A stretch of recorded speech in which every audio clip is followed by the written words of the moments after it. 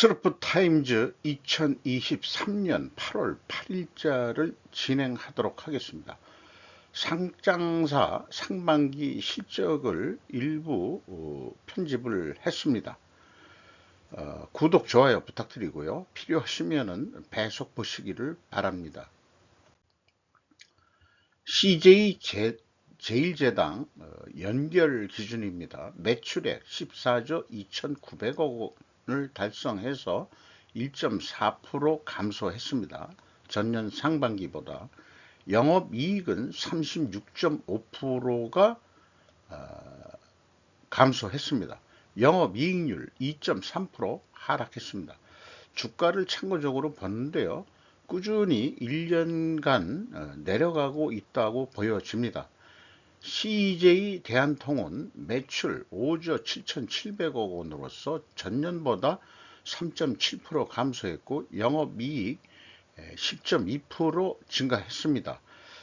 매출이 감소해도 영업이익이 증가하는 것은 항상 관심 대상이 됩니다.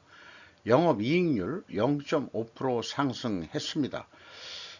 운송비가 좀 올랐나요? 나중에 이 상반기 보고서가 나오면은 좀 분석을 또 해보고 싶습니다만은 대한통운도 꾸준히 완만하게 주가가 하락하고 있습니다. 한섬 대형 패션업이죠. 의류업이고 매출 7,515억 원으로서 0.4% 증가했습니다. 영업이익 30.5%가 감소했습니다. 영업이익률 3.6% 하락했습니다. 며칠 전에 럭셔리 3사를 연간 2022년도 실적을 분석을 해봤었는데요. 럭셔리 패션도 하죠. 그쪽에서 샤넬이라든지 루이비통이라든지 이런 데하고는 경쟁이 안 되는 수준입니다만은 매출이 증가해도 영업이익률이 떨어졌다는 것은 좀 문제가 있다고 봐야 되겠죠. 주가도 연간 쭉 완만하게 하락을 하고 있습니다. 콘텐트리 중앙 어떤 엔터테인먼트 쪽인 거로 인식을 하고 있는데요. 매출액은 4,665억 원으로서 16.2% 증가했습니다만은 워낙 매출 원가하고 판관비가 높은 비용이라서 영업손실 224억 원이 적자가 났습니다. 32.3%가 더 내려갔습니다. 영업손실이. 영업이익률 그러나 3.4% 좀 영업손실에서 조금 개선됐다. 이렇게 좀 볼 수 있겠네요. 영업손실 쪽에서도 영업손실을 좀 줄여가고 있다. 이렇게 좀 보여집니다. 키다리 스튜디오 매출액은 많지는 않습니다. 825억입니다만은 전년보다 거의 12%가 감소했고요. 영업 손실로 적자 전환이 됐습니다. 그리고 이 영업 이익률도 거의 13.6%가 하락을 했습니다. 지누스 뭐하는 회사인가 했더니 침대 및 침구류를 하고 있는 회사네요. 매출액이 4,486억 원으로서 19.2% 감소했고 영업이익 64.1%나 감소했습니다. 영업이익률 3.8% 하락했습니다. 이 침대 이런 것들은 건설 경기하고 같이 영향을 받는다 이렇게 생각이 됩니다.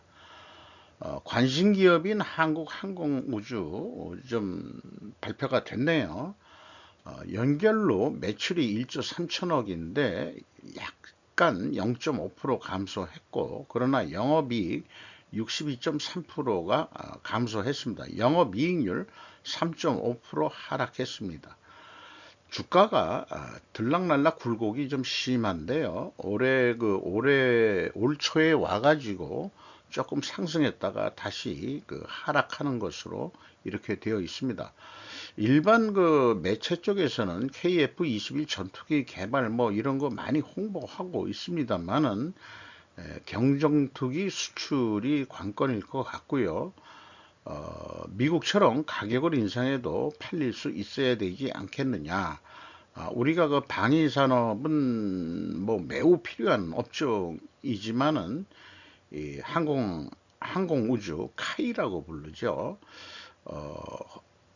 뭐 이익이 좀 증가하고 매출도 좀 증가하는 그것을 좀 볼 날이 있기를 희망합니다. 미국의 그 로키드 마틴 같은 데 가서 좀 뭐 그런 데를 좀 배워야 되지 않을까 이런 생각을 해보게 돼요. 웅진 싱크백 교육계통이죠. 매출이 4,468억 원으로서 4.7% 감소했고 영업 적자가 실현이 됐네요. 108%가 하락했습니다. 영업이익률 1.9% 하락했습니다. 현대홈쇼핑 매출이 1조 원대로서 3.4% 감소했고요. 영업이익 내려갔습니다. 45.1%, 영업이익률 2.6%. CJ 시푸드 그 매출액이 4% 줄었고요. 영업이익 89%나 크게 내려갔습니다. 영업이익률 2.3% 하락했습니다. 뭐 그 겉표지에도 얘기하지만은 대한민국이 현재 저성장 구조 속에 지금 그 저성장 터널 속으로 지금 가고 있다.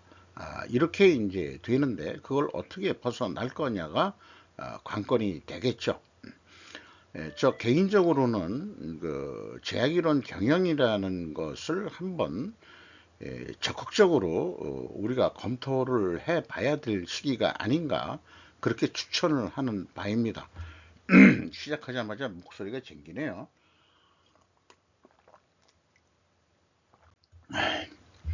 자민 아소 부총리가 방퇴, 단교 이후 최고 순위 연계를 강화. 시사통신인데요. 자민당의 아소따로 그 부총재는 7일 대만을 방문했다. 9일까지 3일 동안 머물며 차이 잉원 총통 등 요인과 회담한다. 당의 기록이 남는 한에서는 1972년 단교 이후 부총재 이상의 당 간부의 방태는 처음이다. 대만을 타이완이니까 이제 태로 이렇게 그 표현하는 모양이에요. 중국이 대만에 대한 군사 경제적 위협을 강하게 하는 가운데 대만 해협의 평화와 안정을 위한 여기가 이제 영일대라는 게 영국, 일본, 대만이라고 하는데 왜 영국이 나오는지 저는 잘 모르겠습니다만은 뭐 이 세간에서 표현하기로는 제2의 영일동맹을 지금 또 하고 있는 거 아니냐 이런 식으로도 얘기를 하고 있습니다.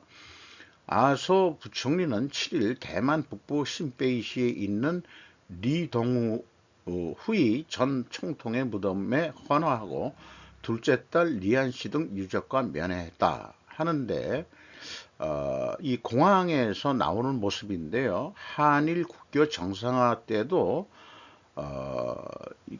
미리 그 방문을 일본 쪽에서도 했었습니다. 아무래도 그 일본 정치의 실세인 것 같다 하는 생각이 들어갑니다. 이분이 복고풍의 그 중절모를 요즘에 쓰고 다니는데 우리나라 때도 그 쓰고 왔는데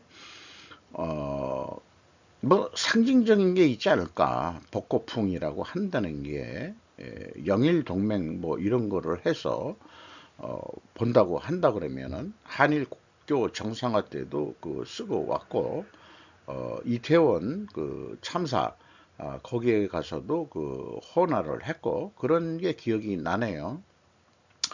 아소따로 행보, 나이가 먹었습니다만은 꾸준히 어떤 영향력을 행사하고 있는 것 같습니다. 한국의 공정이란 공공방송 KBS의 수십여 소동이 부각한 한국 사회의 분단, 뉴스 위크지 일본판인데요. 키무라 미끼라고 그 칼럼니스트고 고베대학원 국제협력 연구과 교수다. 이렇게 해서 전문가임을 나타내고 있습니다. 한국에서도 보도는 공정하고 객관적이어야 한다고 규정하고 있지만 일본의 공정과는 의미가 다르다. 이번 파동이 내민 공영방송의 기본 방향에 대해서 얘기를 하면은 일본 방송법은 공평이라는 용어를 요구하고 있는데 같은 규정에서 한국 방송법 제6조에 방송 보도는 공정하고 객관적이어야 한다고 정해져 있다고 합니다. 그 KBS하고 교육방송은 이 수신료를 받고 있지만은 MBC도 공영방송이라고는 하지만은 광고를 하고 있거든요. 그래서 공영방송이긴 하지만은 수신료는 MBC는 안 받고 있다. 이런 얘기가 되겠죠. 그 정치에 휘말린 것은 2003년 설립된 진보 성향 노무현 정부의 이후 언론 개혁을 둘러싼 논란이 존재한다. 이렇게 진단을 하고 있고요. 한국에서의 공정이 곧 정의다. 이렇게 이제 해석을 합니다. 일본에서는 이제 형평이라고 해서 정치적 중립성과 결부되어서 생각하는데 한국은 정의라는 거죠. 공정이라는 것이. 문제는 보수와 진보의 양파에 분단된 한국 사회에서 양측이 동일 인정하는 정의가 이미 존재하지 않는다는 것이다. 그게 문제라는 것이죠. 말로는 다 정의롭고 공정해야 된다고 하지만은 좌우가 생각하는 정의와 공정의 개념이 다르다. 이렇게 이제 해석을 하네요. 상당히 의미 있는 그 해석이라고 봅니다. 공통 이해가 잃어버린 그 사회에서 공영방송은 기반을 잃게 될 수밖에 없다. 이런 얘기고요. 이 정권은 그 수단의 한계로 그 노무현 정권 때 얘기입니다만 나중에 마지막에 말씀드리게 됐는데 자신이 지배권을 가진 공공방송에 대한 인사권을 이용해서 그 결과 공공방송의 진보가 주도권을 가진 체제가 확립되었었고 정권이 바뀔 때마다 이 정치 노름의 이 KBS 사장 등 또 방송위원회 위원장 등 이번에도 윤석열 대통령이 와서 직위 해제를 시켰죠. 참 우리나라가 문제가 있고 또 어떤 이 언론 기자는 한국 국민들이 그 양극화가 됐다 있어서 정치도 양극화가 됐다. 이렇게 하는데 그 전도가 된 얘기죠. 정치하는 아새끼들이 그렇게 양극화를 유도하는 것 같기도 하고 저희들 이 존재 가치를 위해서 거기에 이제 저도 미리 말씀드렸습니다만은 국민을 그래서 개돼지로 보는 거 아니냐. 그거 맞는 얘기 같다. 그러니까 국민을 우습게 보고 있는 거 아니냐. 사실상 그렇게 생각합니다. 그래서 방송이라는 게 어떻게 생각하면은 제4의 권력이라고 저는 진단하고 있는데 그 제4의 권력까지도 권력도 자기 휘하에 늘려고 하는 그런 행태들의 수준이 됐다 이런 얘기죠. 그래서 수십년으로 불거진 한국 사회의 분단을 제가 그 공부한 그 갈등 해소도, 대립 해소도라고도 부르는데 이 A 공공의 이익이라는 이거는 이제 이 기고가가 쓴 양측의 공공의 이익이라는 것이 뭐냐 이런 얘기를 하는 건데 방송이라는 게 어떻게 생각하면 공공재라고도 얘기를 할 수 있는 거고요. 또한 어떤 사회 인프라, 정신적인 인프라라고도 저는 해석을 하는데 이거를 각자가 다 공정하다고 생각을 하지만은 그러기 위해서는 자기네가 보수 인사가 들어가야 된다. 또 이 진보 쪽에서는 자기네가 그것을 운영해야 된다. 이런 쪽으로의 갈등. 제가 그 스르프 타임즈의 그 심볼로 이렇게 그 번개 표시를 해놨는데 이게 이제 대립할 때 서로 그 해결이 안 될 때 상징인 거죠. 그래서 이것을 우리가 해결할 때 뭔가 논리적으로 미흡한 것을 찾아내기 위해서 어, 이그 충분 조건 논리가 아니고 요거를 필요 조건 논리라고 하거든요. In order to must, because라고 말로 설명해 봐야 됩니다. 들어가지고 이게 뭔가 그 논리적으로 그 약하다. 그런다면 너 문제 있다. 이런 식으로 돼야 되는데 고로 지금 여기 우측에 써여 있는 대로 이거를 저도 많이 연습을 해봤지만은 수신료 핑계 가지고는 어, 이 대립되는 거를 대립되는 어떤 원인을 충분히 밝혀내기가 좀 쉽지가 않습니다. 하나의 정치적인 어떤 편향성 때문에 일어나는 거기 때문에 공동의 목적은 서로들 합의가 이르기에 매우 어렵다. 이렇게 이제 보고 있는 건데요. 이 공공의 이익을 과연 정치가들이 생각을 하고 있는 건지 진짜 되묻고 싶은 겁니다. 고로 잘못된 방송 방침은 철회되어야 한다고 생각한다. 요거는 제 생각이보다도 뉴스위키즈 이 편집위원회 말을 인용을 한 겁니다. 그래서 공영방송이 정치적 중립이 되는 그런 방향의 어떤 인사를 해야 되는데 우리나라가 5년 단임제잖아요. 그래서 이런 공영방송은 우리가 공공기관 대표들도 정치가 바뀌면은 뭐 자꾸 바뀌고 그러는데 이런 것은 이 한국은행 총재나 이런 거, 일본은행 총재 이런 거와 마찬가지로 상당히 정치의 영향을 안 받는 그러한 자리를 만들어야 된다. 이렇게 생각을 하게 됩니다. 중국 철강업체 생산 과잉 절반 이상의 적자의 심각. 동양경제 죄송합니다. 온라인에서 나온 얘기인데요. 올해 상반기 철강 시장에서는 철강 업체의 생산량이 전체적으로 증가한 반면 수요가 기대만큼 늘지 않아서 그 결과 철강 메이커 대부분이 실적 악화에 직면해 있다. 그러니까 팔리지도 않은 물건을 생산해 냈다. 이런 얘기가 되는 거고요. 그래서 하반기는 공산당 정부가 감산 압력도 있을 것이다. 6월 하순 개최된 철강업체 포럼 참가자가 고백하기를 수요의 침체, 이익의 축소, 적자 확대 등의 문제는 아주 심각하다. 라고 얘기했다고 그러고요. 7월의 수주도 예상을 훨씬 밑돌아 하반기 전망은 낙관할 수 없다. 기업은 경영의 안정을 확보하면서 비용 절감을 추진해야 하며 그 부담은 매우 크다.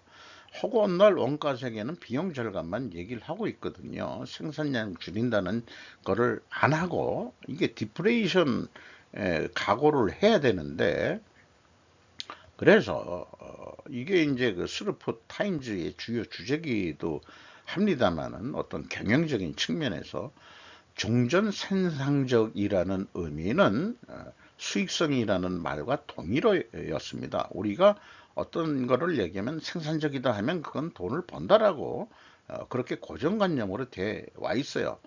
그러나 저성장 시대에는 다르게 됩니다.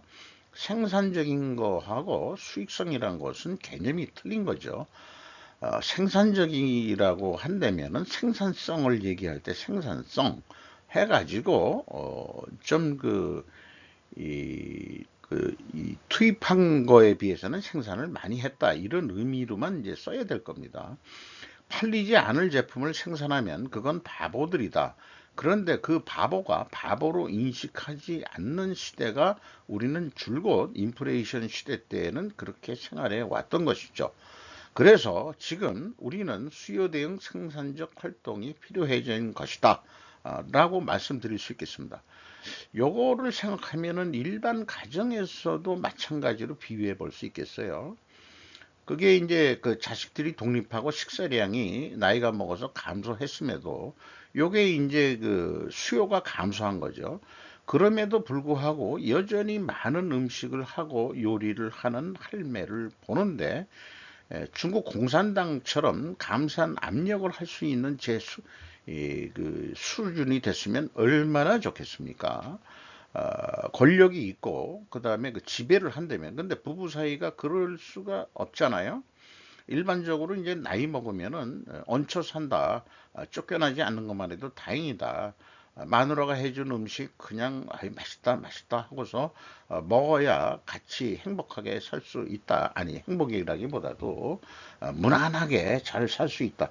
요게 일반 그 남자들의 그 운명 아니겠느냐 뭐 이렇게 이제 얘기하는데 저는 가끔 싸웁니다. 좀 더 그 먹을 만큼만 해라. 냉장고도 비워라. 창고에 무슨 뭔 그런 재고가 그렇게 많아가지고 그래가지고 그 싸움이 나면은 만 하루 정도는 이제 상호한 침묵을 합니다. 그러더니 전번 경험으로는 자기가 좀 자기도 요즘 나이 먹어서 저기 좀 귀찮아져 가지고 했는데 그게 아니에요. 그 습관이 그렇게 돼 있다는 거예요. 그래서 제조업도 경제도 마찬가지입니다. 재고 줄여야 됩니다. 장사가 안 될 때는 재고 당연히 줄여야 되고 생산량 줄여야 되는 거죠. 팔아놓고도 적자가 난다 그러면은 그 기업의 존재 가치는 의미가 없는 것이죠. 어, 그리고 또한 로이터에서는 분석 기사입니다. 우리나라도 분석이라고 이 위 앞에 제목을 붙이는 기사들이 좀 많이 있었으면 좋겠어요. 카더라만 그 하는 뉴스 보도 그거를 이 스트레이트 기사라고 얘기하는데 자기는 그 어디 이 공정하게 보도한다고 해서 따옴표를 따와서 표현하기도 하지만은 따옴표 따온다고 그게 공정한 보도는 아니다. 따옴표가 진실 여부를 기자가 판단해야 되는데 그런 짓들 그런 이 정신적인 고통의 작업들을 안 하고 쉽게 먹고 살기 위해서 하는 그런 언론 기자들이 많다는 게 우리나라의 문제인 거죠. 그 원인도 제가 미리 말씀드렸습니다마는 과연 그 자존심을 세울 수 있을 만한 보수를 받고 있느냐 기자들이 그런 얘기를 또 해보고 싶고요. 어쨌든 지방 정부 부채를 중앙 정부가 받는다면은 이것은 도덕적 해이로 이어질 수 있다.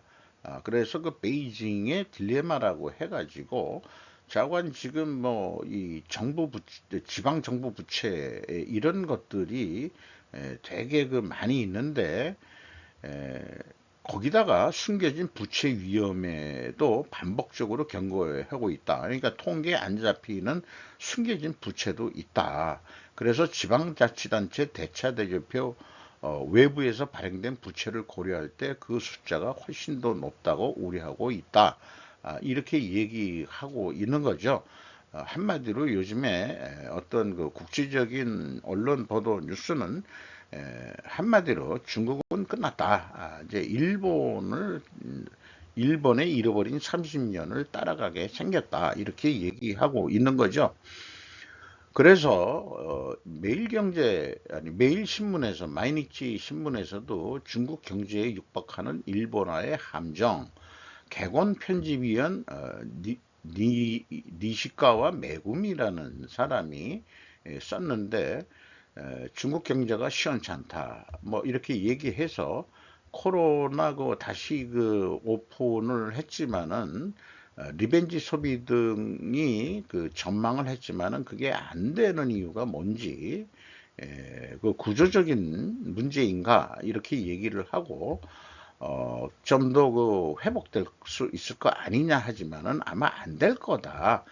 그동안의 구조적인 문제, 부채에 의한 이 부동산 개발, 그다음에 일대일로의 과잉 투자 등등 이제 쌓이고 쌓인 게 드디어 이제 터졌다. 그래서 안 된다. 그래서 일본하고 중국하고 이 사람은 비교를 했는데 45년 동안 잘 나갔다. 공통점이 있다. 약 45년은 한 세기 반의 나이의 경험이죠. 우리나라도 1970년대 초부터 경제 발전을 했다 그러면은 우리도 한 45년 동안 괜찮았던 거예요. 한 40년 정도. 근데 우리도 마찬가지로 이상하게 45년, 50년까지도 아니고 45년 정도 가서 왜 꺾이게 되느냐. 이런 게 좀 문제일 것 같은데, 중국의 개혁 개방부터 시작해가지고 이런 것들이 일본이 패망 이후에 경제 발전하면서 계속해서 발전해 왔던 경제 강국이 돼갔던 그 비유를 하고 있네요. 그런데 이제 세 가지의 굴레가 있다. 뭐냐? 가파른 굴레. 전후의 일본 경제는 계속 오른 구조를 기조하고 있으므로 요게 이제 계속해서 인플레이션이 되고, 또 하나 일본 경제가 부활하는 데는 한국 전쟁이 크게 기여를 했습니다. 물자 조달을 위해서 메가더가 일본의 산업을 거의 공장을 죽였었는데, 한국 전쟁이 터지면서 물자를 생산해야만이 전쟁이 가능하니까 공장을 돌리면서 일본이 공장 시설을 다시 돌릴 수 있었다는 거, 이런 얘기들은 안 해요, 이 사람들이. 굴레의 두 번째는 가스미가 새끼라고 돼 있는데, 솔직히 이 뜻은 제가 모르겠습니다만은 아마 이 관료에 의한 정부 주도형 경제, 이런 것 때문에 신뢰감이 좀 표현하고 있다. 이렇게 얘기하고 있습니다. 창문을 닫아주시면 감사하겠습니다. 거듭 안내 말씀드리겠습니다. 그리고요, 한국의 저성장 돌입에 대해서는 비교할 수준이 아닌가라고 제가 좀 표현을 해보고 싶습니다. 냉전 시대 서구의 군사비 자원의 대부분을 할애했던 때 일본은 자원을 경제 성장에 집중시켰다. 그러니까 이제 군사비 같은 거 안 쓰고 미군이 주둔하면서 하니까 방위비 쓸 필요 없으니까 경제에 매달렸다. 그래서 경제가 빨리 발전할 수 있었다. 이런 얘기고요. 세 번째 굴레는 케인즈의 굴레라고 해가지고 거시정책 운영에서 저성장, 실업, 인플레이션, 대외수지 불균형 등은 효과적으로 제거할 수 있다는 절대적 신념을 가지고 있는 이런 건데, 그게 이제 안 맥힌다. 그래서 중국이 일본화는 피할 수 있나? 이 중국에 적용한다 그러면은 가스미가 새끼의 굴레는 중국에서는 공산당의 굴레로 전환해서 적용하면은 맞을 것 같고, 그래서 초고속과 케인즈의 두 굴레로부터 자유로워지는 것이 중국의 일본화를 회피하는 길일 것이다 라고 진단 보도를 냈습니다. 그래서 아까 저는 이런 뉴스를 보면서 한국의 저성장 돌입도 거의 45년 만에 우리가 OECD 국가로 갔으니까, 중국은 뭐 규모로서는 경제 대국이지만은 인당 국민소득은 지금 중진국도 안 되는 그런 수준이기 때문에 그 상태에서 경제가 이렇게 되니까 나중에는 좀 더 힘들 거다 하지만 한국은 다시 도약할 수 있는 어떤 그런 길이 있어야 될 게 아니냐. 자, 그래서 이제 제가 다시 정리를 해보면은, 일본은 경제 성장에 자원을 집중시켰다면 반대로 한국은 방위산업 발전을 위해 중화공업을 시작했다. 물론 일본의 지원도 한몫한 것은 역사적 사실이다. 박정희 정권 때요. 한국은 그간 중국에 대한 수출 의존도가 너무 높았다. 국교가 정상화되면서 그래서 디커플링 해야 한다고 주장하는 것이다. 제 얘기는 중국하고 우리는 이제 그 디커플링 해야 된다 이렇게 말씀드리고 싶은 거죠. 금리 조작 수정은 예방적 대응 2% 물가 시계 일본은행 7월 회합의 의견. 결론적으로 얘기하면은 장단기 금리 사실 0.5%에서 1%로 사실상 인상이 된 거다. 일본으로서는 이것도 꽤 많이 올라가는 거다. 그리고 이제 물가가 2% 정도 오를 것 같다. 그리고 이제 최저임금도 천행이 됐죠. 월급도 조금씩 오른다고 그러고, 일본이 다시 경제 발전을 위한 발동을 지금 슬슬 걸고 있는 중으로 나타나고 있습니다. 고고 학자들은 부비 트랩을 두려워하기 때문에 중국 최초의 황제의 무덤을 열기가 너무 두렵습니다. 라고 쭉 얘기했는데, 뭐 도굴 하려고, 도굴이 아니고 저거 하려고 그러면은 그 많은 그 영화에서도 그러지만 이 도굴 같은 거를 막기 위해서 방어신이 있는 거죠. 그래서 그걸 부부 트랩이 두렵다 이렇게 얘기하는데, 제 생각은 조금 틀립니다. 사실 이 전국을 통일했던 그 진나라 진시 황제가 과연 진짜 중국인이냐? 그 아닌 것 같단 말이죠.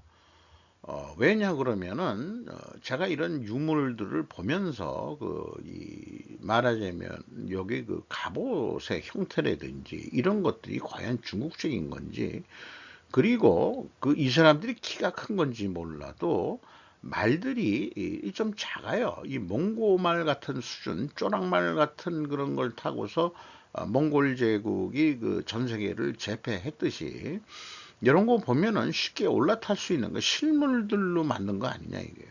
그래서 제 생각엔 마차도 있긴 있습니다만은 역사를 보면은 우리나라 고구려 때도 마차가 있었다 그러고 전차죠. 말이 끊는.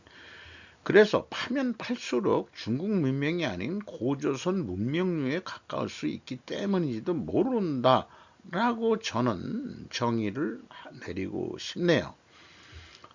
이런 거 가지고 컴플라시 하지 말아라. 진짜 개발해 봐라. 과연 이게 진시 황제의 능이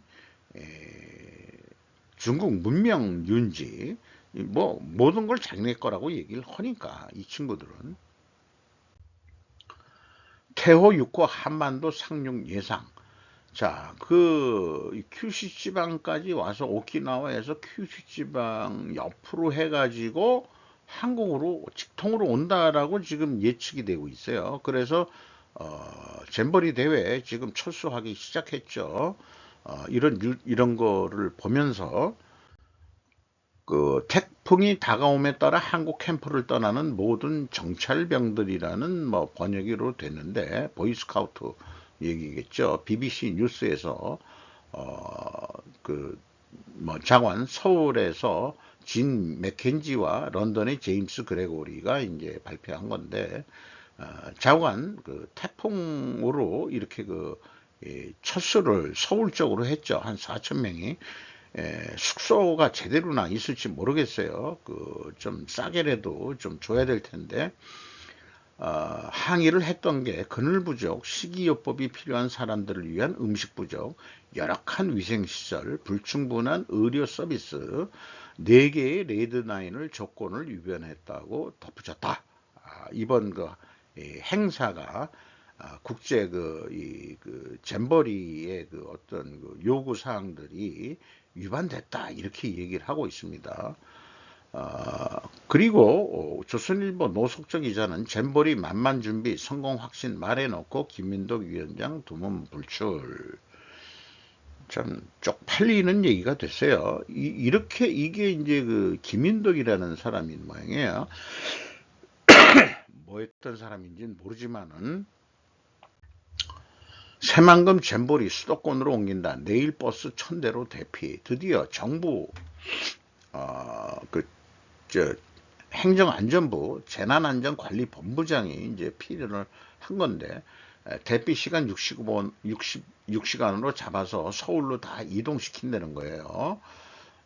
그래서 전국 지방단체 협조를 통해 이렇게 할 거다. 그 다음에 민간의 교육시설을 최대한 확보해, 행정기관 및 민간의 교육시설을 최대한 확보해 안전한 숙소로 제공할 예정이지만, 확보된 숙소를 정확히 말씀드리긴 현재로선 어렵습니다만은 세계 스카우트 연맹이 선택할 수 있도록 하겠다. 그리고 얘기가 나오는 게, 예산이 이거 하는데 이렇게 1171억이나 들어가나요? 이런 많은 예산을 쓰면서 졸속 행사를 했다는 게, 야영장에는 129억만 쓰고 나머지는 조직 운영에 740억이나 처발랐다. 이거 뭐 쓸데없은 여행 그걸 뭐라 그러나요? 답사 뭐 했던 나라들, 이런 거 다 가짜로 밝혀지고 레포트 쓰는데, 정부 돈이나 지방자치 돈을 가지고 가서 흥청망청 쓰고 온 새끼들이 많다는 얘기입니다. 진짜 이런 뉴스를 보면서 한국의 현재 경제 수준에 맞지 않는 그런 공무원 아새끼들의 그 수준을 보면서 진짜 분노가 치밀어 오릅니다. 물론 폭염이라는 것도 극단적인 어떤 리스크 매니지먼트도 안 된다는 얘기예요. 이런 표현을 빌려와서 표현하고 싶습니다. 내 천년 놀림거리에서 어떻게 반전시킬 수 있겠는가? 폭염 변수를 사전 예측하지 못했다? 그렇다면 폭염 발생 시 행사 중단 의사결정할 자가 있는가? 천년 놀림거리를 천기가 도와 그나마 철수 결정이 되었다. 생존 가능 여부에 따라 의사결정이 합리적이었음이 입증된다고 제가 그렇게 주제로 얘기하는데 가라고 있는 거 아니냐라는 제 견해를 말씀드리고자 합니다. 국방경제 언급한 북 김정은 러프기 무기 판매 노골화. 쭉 이번에 전승절 군사 퍼레이드 할 때 러시아 국방장관한테 많은 걸 보여줬죠. 결국은 무기 판매 허겄다. 그래서 요거 좀 윗도적인 표현이죠. 남한 대 북한이 대치대인 상태에서 상호간에 군수산업을 발전시키면서 무기 판매에 대한 윤석열 대 김정은이 무기 판매 영업 경쟁을 지금 하고 있는 것 같은 그런 비유를 해 봤습니다. 이상 마치도록 하겠습니다.